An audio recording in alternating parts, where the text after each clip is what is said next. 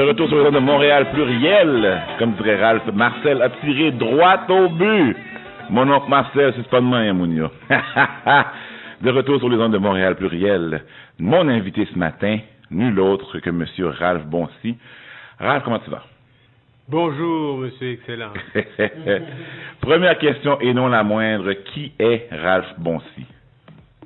C'est la question que tu me poses? Oui, et que je veux que vous répondiez.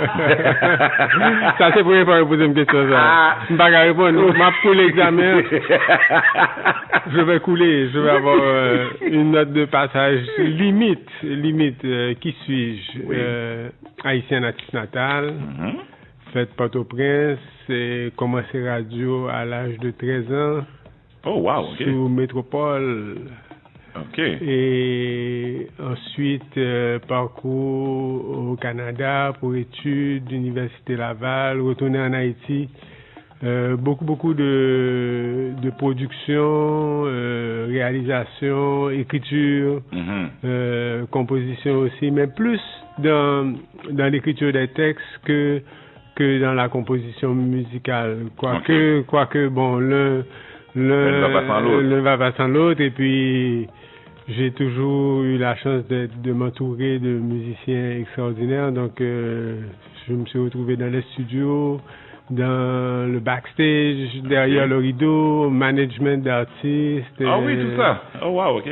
Zeclay, Emily Michel, oui. Ensuite production avec d'autres artistes comme Bito Vaoba. Oh, ouais. Très proche de Tabou Combo, que dire encore. Ensuite, Montréal depuis 1992.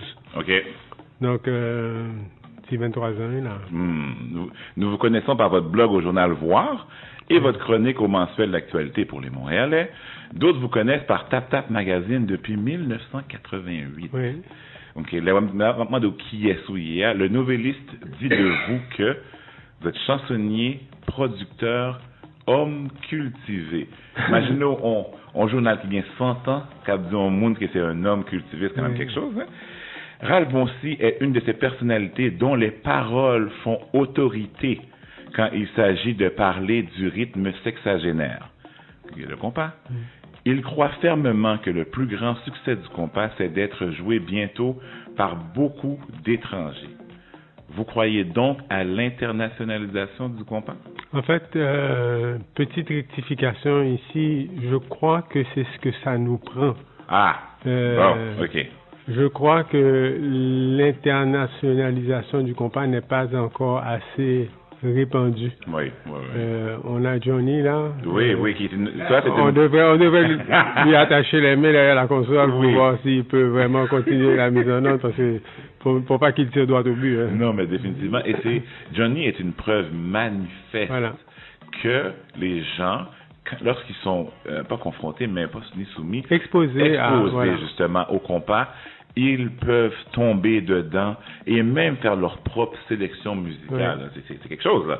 Johnny décide, donc il m'a joué ça jeudi à Vincent, et puis il comprend pas nécessairement tellement ce qui est dit, mais le rythme, comment c'est composé, son oreille arrive à l'apprécier. Donc c'est pas faute comme si étranger, non? Que le bâton compare. C'est faute nous qui pas présents étranger à compare. Greg, vraiment, on voudrait voir ça de plus en plus. Oui. C'est pas la question du succès du compas chez les Haïtiens. Ah oui. Ce qui est quand même magnifique déjà et qui mérite d'être louangé, on en reparlera. C'est-à-dire que c'est une musique qui est devenue véritablement notre identité depuis 60 ans. Oui. Donc, son aucune chaîne très culturelle que liée, son l'école, son... Oserais-je le dire? Oui.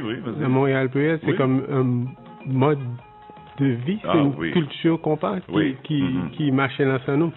Mais que les Haïtiens soient fidèles au compas et qu'ils le respectent, qu'ils s'en nourrissent, qu'ils s'en gargarisent, tout ça c'est extraordinaire. Et puis chapeau bas, l'union fait la force. Mais que d'autres personnes que les Haïtiens puissent s'intéresser à cette musique, c'est ça qui en fait vraiment la preuve.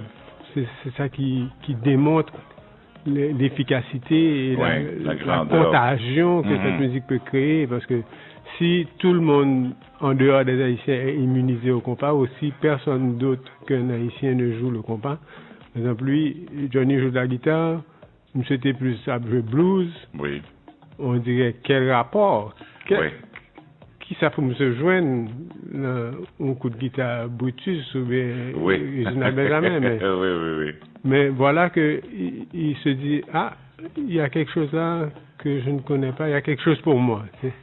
C'est que vraiment intéressant et c'est à souhaiter que le compas s'internationalise de plus en plus maintenant qu'il a survécu à 6 décennies. Donc, Ah oui, 6 décennies, c'est du sérieux. Vous dites de ce même compas, c'est un rythme en 3 temps U, avec un temps fort sur le 3e. Il y a un gong et un tambour. Là, moi, je suis perdu complètement. Comment expliquez-vous le compas aux non-musiciens? On va l'expliquer avec des onomatopées. Allons-y. Le compas, c'est un rythme à 4 temps. Okay. C'est-à-dire qu'il est carré. On s'y retrouve, il ne change pas de pattern. C'est toujours le même. Oui. 4 temps, c'est facile. C'est la plupart des musiques commerciales, on va dire, sont sur ce rythme-là. Okay. Maintenant, sur le 1, 2, 3, 4, il y a un temps fort qui est sur le 3. Quand on entend le gong qui fait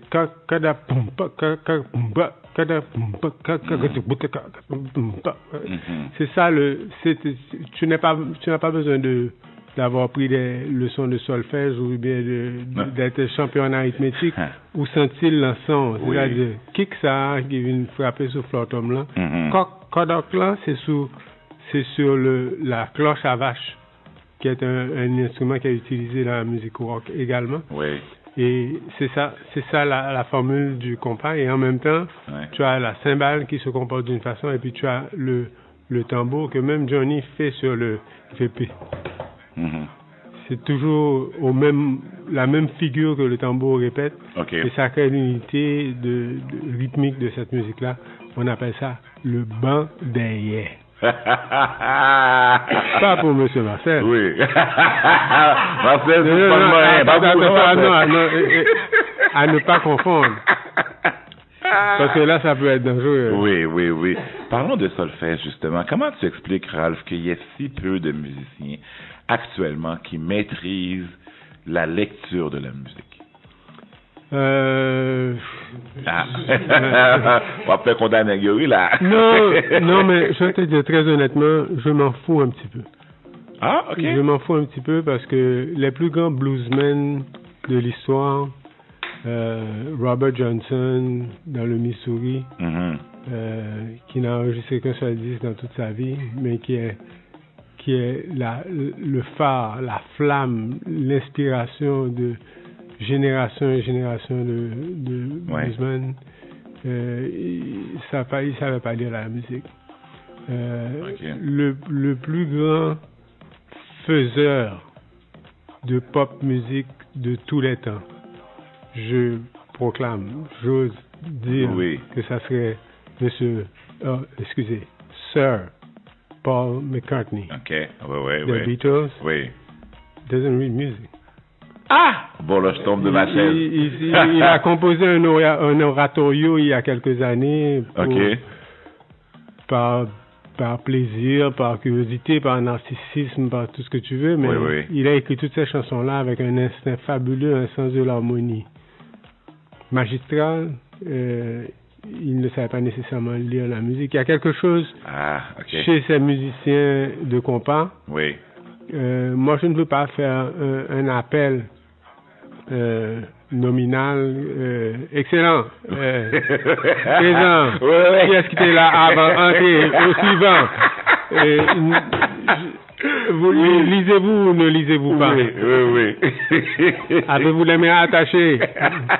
Non.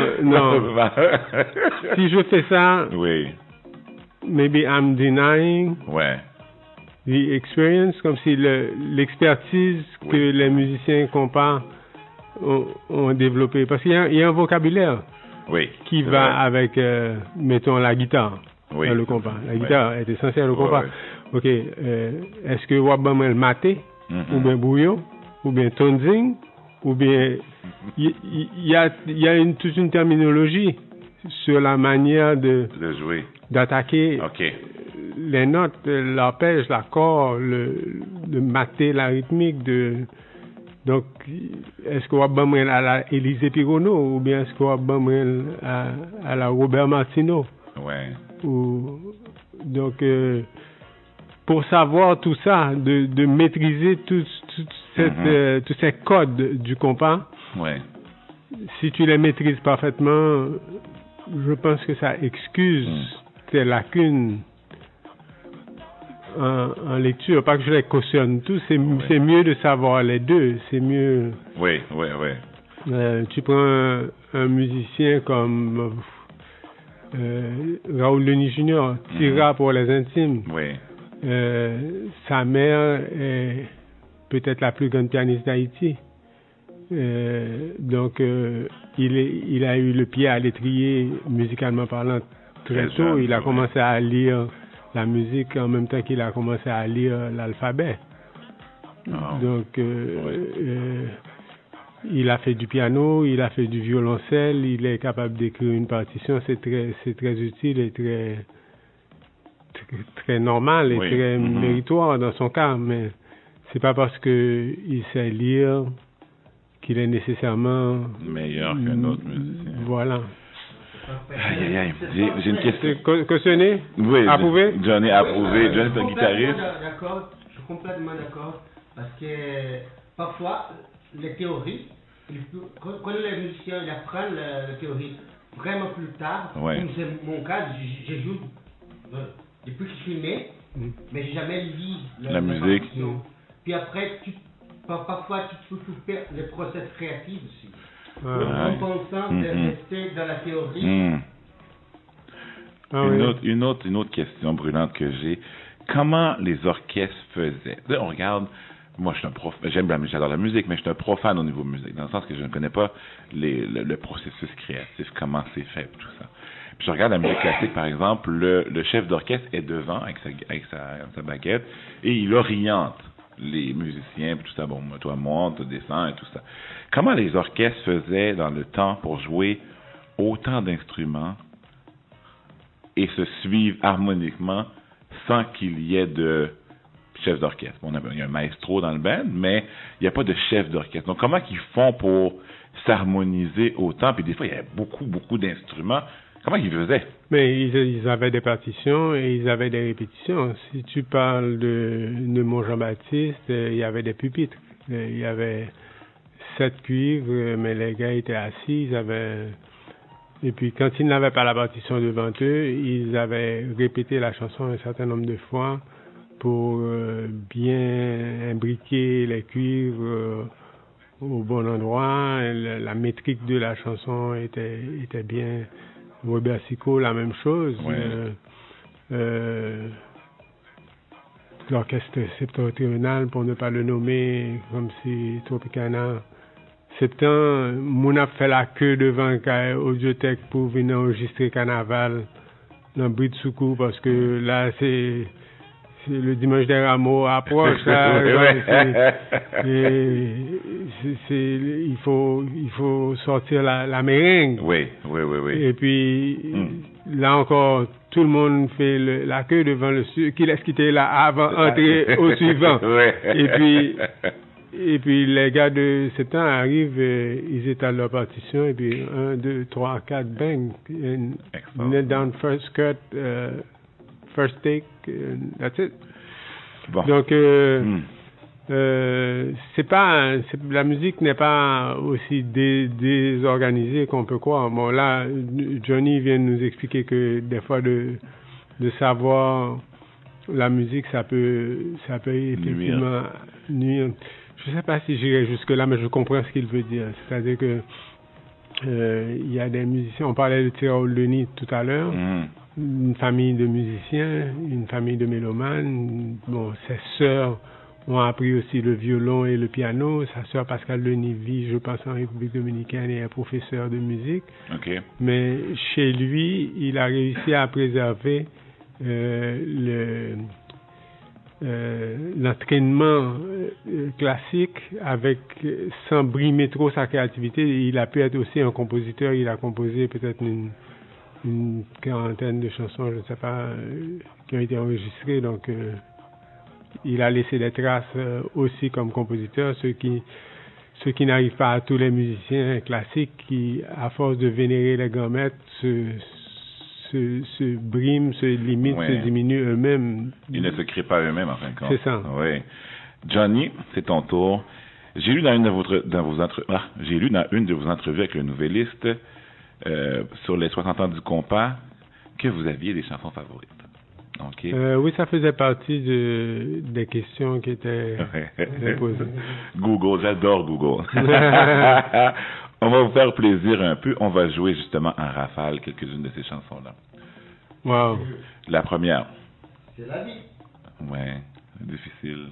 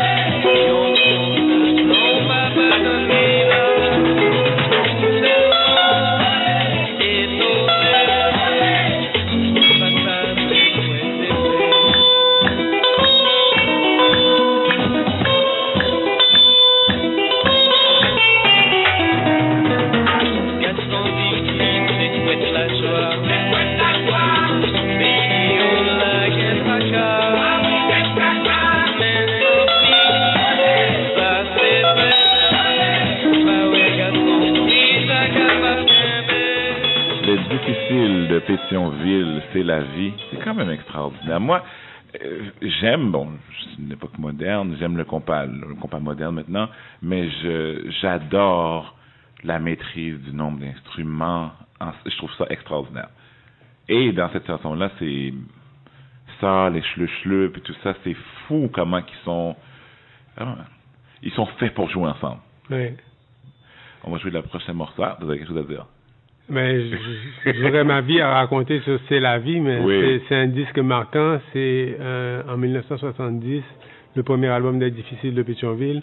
Et il y a quelque chose de fabuleux qui se passe avec cet album-là, c'est que pour la première fois, au lieu d'avoir 12 musiques, 6 de chaque côté, il y a 4 musiques de chaque bord de la plaque. Donc, la plaque. Donc les chansons sont un petit peu plus représentatives de la durée réelle qu'elles ont en live, et il y a les textes d'Henri Célestin qui prennent plus de place que ceux des Chleux, et puis il y a la guitare de Robert Martineau, il y a la fièvre de Pétionville de l'époque, c'est un disque symbolique et marquant qui a déterminé beaucoup de choses. On écoute Musique, qui est un des bands émérites. Je trouve ce band-là musicalement beaucoup plus, moi je le dis, je peux m'assumer, beaucoup plus élevé que ce qu'on a actuellement. Les gars sont très très forts. Ils produisent pas beaucoup, mais quand ils produisent, c'est toujours extraordinaire. On écoute Musique, le Napel en mots.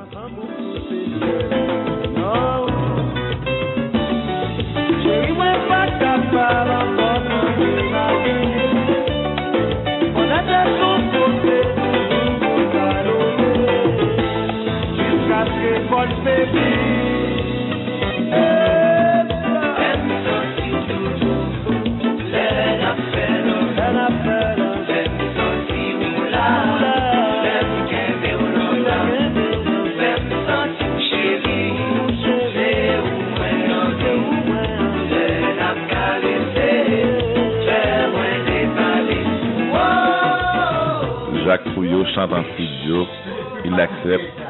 Non, non, mais écoute, c'est le temps qui fait ça parce que je resterai là puis j'écouterai en totalité. Oui. Ce repeat, on écoute cette chanson. Ah oui. On a fait l'amour, l'expertise de Choupit, mais aussi de Fabrice Rousier, de Kéké Bélizer, la voix d'Emmanuel Aubal, tout est un bonheur dans cette chanson-là. Et la sensualité, comme elle a rarement été célébrée dans une musique du genre qu'on parle. Il se connaît. Non, mais c'est la toune, Prochaine chanson, Johnny, c'est quoi ça encore? Comment? Fidèle Zinglin. Zinglin sont l'école, mes amis, sont l'école. Imaginez-vous, à un moment donné, dans le même groupe, il y avait Brutus, il y avait, comment ça s'appelle, le keyboard, Nicanton Prudhomme, il y avait l'autre partenaire, Richie, et il y avait Gracia Delva dans le même groupe. Mais ça, c'était avant même tout ça. C'est le Zinglin initial à Port-au-Prince. Il n'y a que Brutus qui était... Ah oui, c'était Jazz Brutus. Mais c'est-à-dire, il est le seul de la formation originale qui est resté. Ce Zinglin a été enregistré à Port-au-Prince. Au tournant des années 90, le chanteur, c'était à Gary Didier Pérez. Wow, OK. Écoutez ça.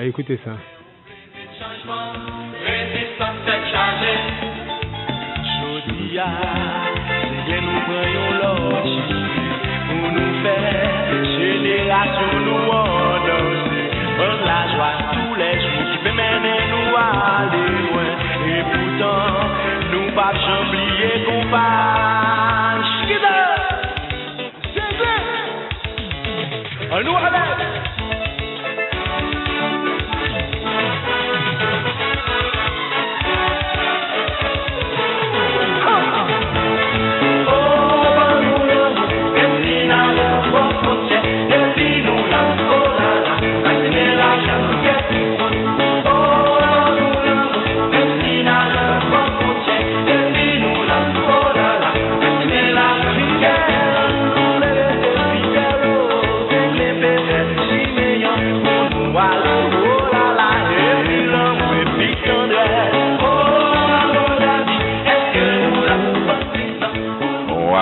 Un credo fidèle, nous voulons rester fidèles. Ouais, haïtien,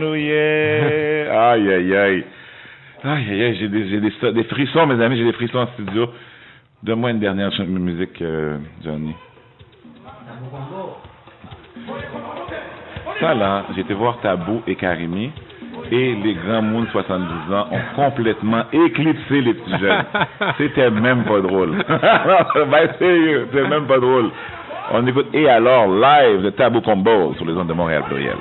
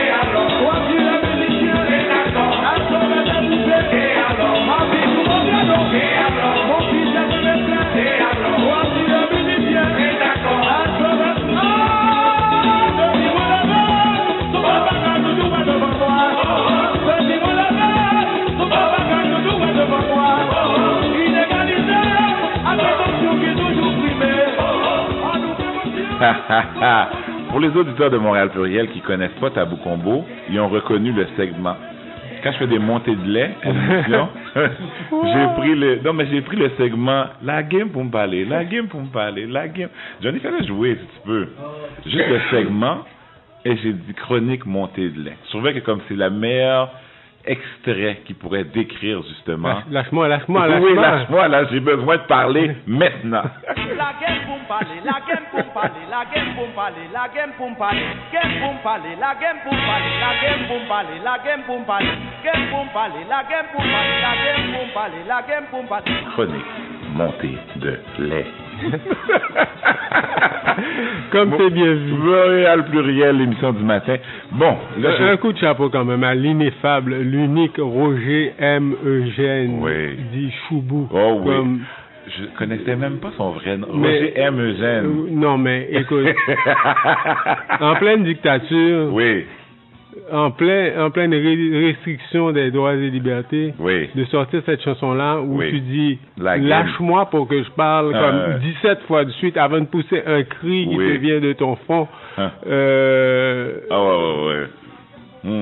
Et puis il l'explique après, là, il critique les préjugés de classe, les préjugés des stéréotypes d'opinion, d'origine et de...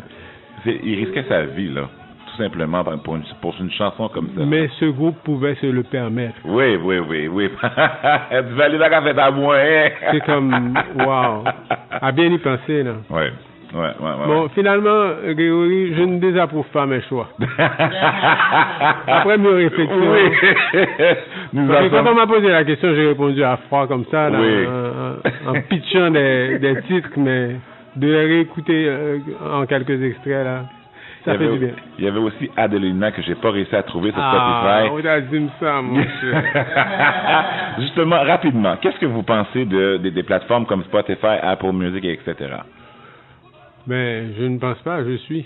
Mais ça me désole un petit peu parce que on achète un titre, on achète un MP3. Oui. C'est comme si tu m'envoyais un chapitre de mon livre préféré. Le chapitre 3. Oui. Moi, j'ai pas grandi comme ça. J'ai grandi avec des albums entre les mains. Et non pas comme oui. Et puis, écoute, je reviens du Cap-Haïtien où j'ai été animé un atelier d'écriture de chansons en créole pour des jeunes là-bas. OK. Et je fais mon exposé et je fais une révélation, à mon sens spectaculaire. Je leur dis que le meilleur parolier haïtien de tous les temps, c'est Jean-Winer Pascal. Un gars qui a écrit 5 chansons seulement à ma connaissance. Wow, OK. Et Bello, qui est là, qui me dit, mais je chante 2 de ses chansons. Oh, wow. Okay. Deux chansons de Bello que je connaissais et que je ne savais pas, qui étaient de l'auteur que je vénère le plus. Wow. Parce que, enfin, moi, j'ai eu ces chansons à partir d'un CD Advance. Oui. Mais forcément, tous ceux qui ont acheté ces chansons-là sur Apple Music ils n'ont pas eu les crédits écrits en dessous. Oui, d'ailleurs, toutes les choses. Moi, je continue à collectionner les vinyles. Oui. J'ai fait que mon fils, il choisit aussi. Parce qu'il y a tout l'art, c'est pas seulement écouter... Oui, il y a tout l'art qui est perdu. Ralph, j'ai comme 3 autres questions pour toi, mais on ne pourra pas malheureusement, mais j'ai un petit jeu de questions pour toi. OK? Le petit jeu. Et c'est l'un ou l'autre, tu ne peux pas dire, bon, je donne ma langue au chat ou je refuse de répondre. Je peux demander à Jacques de répondre. Oui, Jacques peut répondre pour toi. Alors, le plus grand orchestre actuel, Skacha ou Tropicana? Tropicana. Oh! Bon, Steve répond. Actuel. Oui, mais c'est facile. Tu m'avais posé la question en 1978. Oui, bon, 78. Mais à cette époque-là, Skacha tape maintenant. Aïe. Avec Message et les arrangements de Dan Semil. Oui. Mais Tropicana était fait Côte Papa pas longtemps après, fait que chef-d'œuvre de la musique haïtienne. Aïe. Le meilleur groupe du début du compas Love, Zin ou La Colle? Ah, Zin. Oui, même pas de réflexion, Zin. Réflexion faite déjà. Zin, parce que si tu compares Alan à Stanley, ouais. J'aime beaucoup Stanley, mais Alan wins it hands down in the long run. Oui. Et puis Zin aussi, la structure. Zin, c'est aussi Eddie Saint-Ville, c'est Alex Abela, c'est une cellule autonome avec magasin, studio, réalisation. C'est-à-dire que c'est une structure très solide qui a perduré pendant une vingtaine d'années, pratiquement. Aïe, aïe, aïe. Le meilleur groupe est antillais des années 80. Tabou Combo ou Kassav. Jérémy risque de pas être content avec ton choix. Tu veux rire. Vas-y. C'est madame, boy. Là. You should be dismissed. Comme si... Jusqu'à ce qu'il y ait eu les fluctuations économiques au milieu des années 80, qui fait que la montée du dollar par rapport au franc français a créé une situation où le zouk est né presque, je ne vais pas dire accidentellement, là, mais a profité des non-paiements. Non, parce que ça devenait plus cher pour les Antillais, qui étaient la plus grosse clientèle de la musique haïtienne, d'acheter les disques haïtiens à l'époque parce qu'il y avait une dévaluation. Donc, ils ont décidé sur le champ de consommer local. Et c'était l'année où est sorti ce fameux disque de Jacob Desvarieux et de Georges Décimus qui s'appelait Zouk la Cécile Médicament Nouni. Oh, mais quel disque!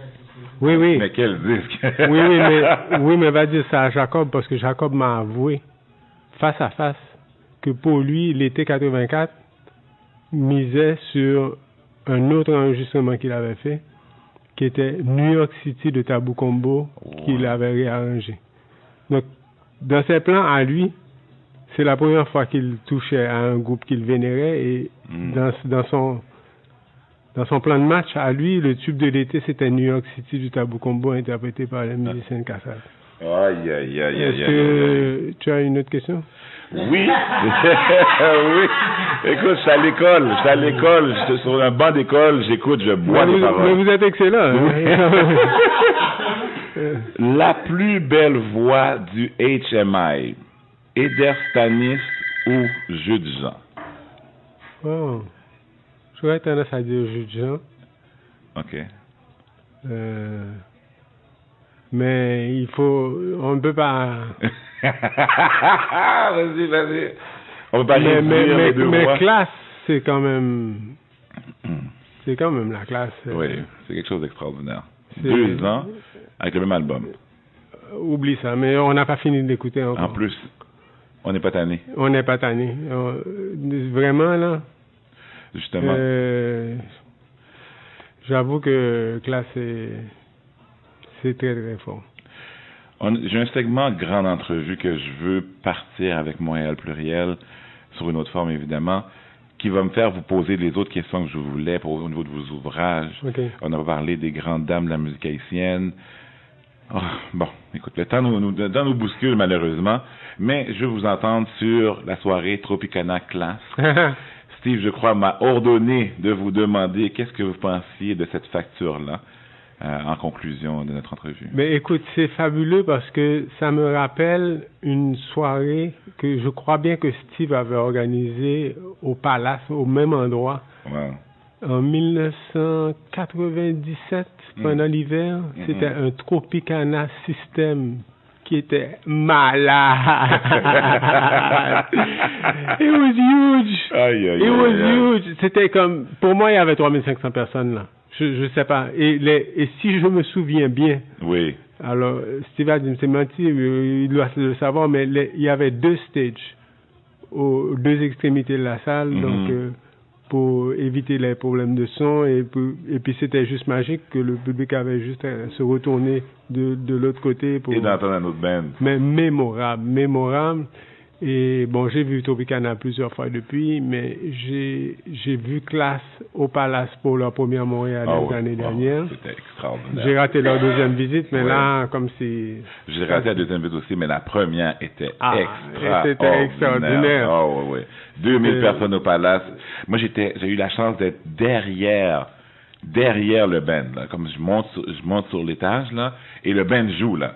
Wow. Je vois Richie qui bat le tambour, les drums à côté de moi, là. Je suis derrière, puis j'en revenais pas. Non, c'était vraiment groupie que je suis. Monsieur Rasbonsi, merci beaucoup pour cette entrevue-là. Il y a tellement de choses, de questions que je vous aurais posées. Donc, c'est pour ça que on garde contact. Oui, parce que là, on n'a pas qu'à faire une boutique, là. Non, mais c'est ça que je veux dire. On va le faire sur une autre forme, mais... Tu m'invites et puis... Où est-ce invitez-nous? Et puis c'est la dernière. Non, mais sans farce, on s'est parlé, ça fait longtemps qu'on cherchait une date, une date à Haïti, etc. Mais là, je suis en même temps désolé de... Mais quel rendez-vous ce fut? Quand même, quel rendez-vous ce fut? Ça me donne la flamme de continuer sur une autre forme, mais de continuer quand même. L'émission Montréal. Aïe, on va faire une petite pause publicitaire, on vous revient sous peu.